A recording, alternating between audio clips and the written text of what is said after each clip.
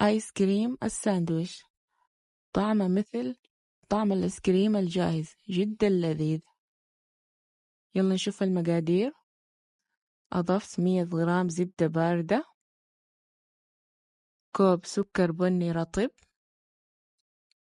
نخلطهم بالخلاط لما السكر يذوب مع الزبدة، يكون بهذا الشكل. أضفت حبة بيض، ملعقة صغيرة فانيلا، ملعقة صغيرة بيكربونات الصوديوم، بس نسيت ما أضفتها في الفيديو. كوب وربع دقيق، ربع كوب بودرة الشوكولاتة، نخلطهم لما تكون عندنا عجينة متماسكة بهذا الشكل. ندخلها الثلاجة لما تتماسك عشان نقدر نفردها.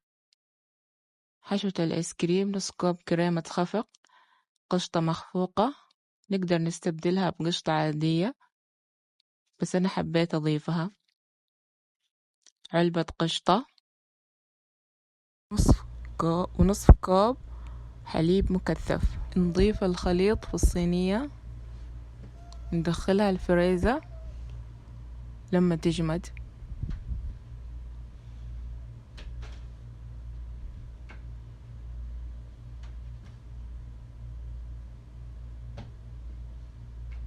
هنا العجينة بعد ما اتماسكت، نفردها على ورق زبدة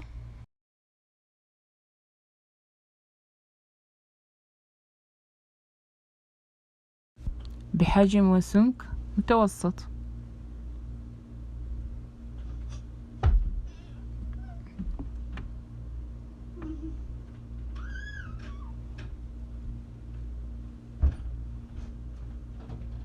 بهذا الشكل.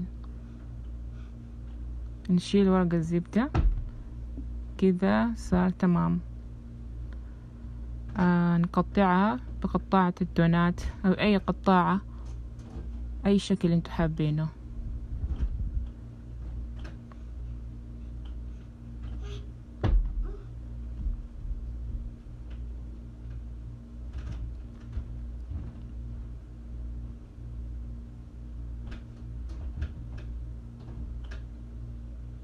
بهذا الشكل. تقريبا عمل لي 12 قطعة. هنا الزوايد بعد ما خلصت عجنتها مرة ثانية وفردتها وشكلتها مرة ثانية.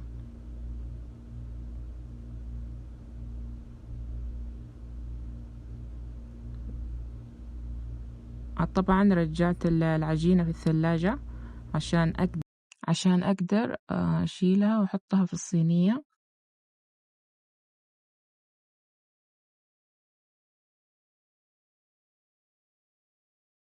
هنا بعد ما طلعتها من الثلاجة كده أقدر أضيفها في الصينية بكل سهولة.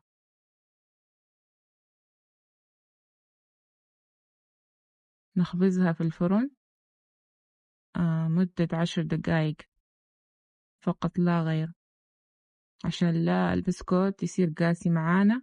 10 دقايق تكفي. لازم البسكوت يكون رطب ولين. هنا الآيس كريم بعد ما جمد نقطعه دواير.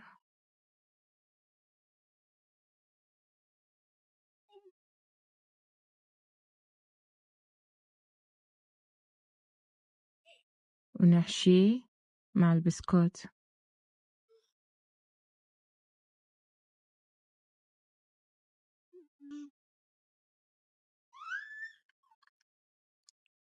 نضيف طبقة ثانية من البسكوت.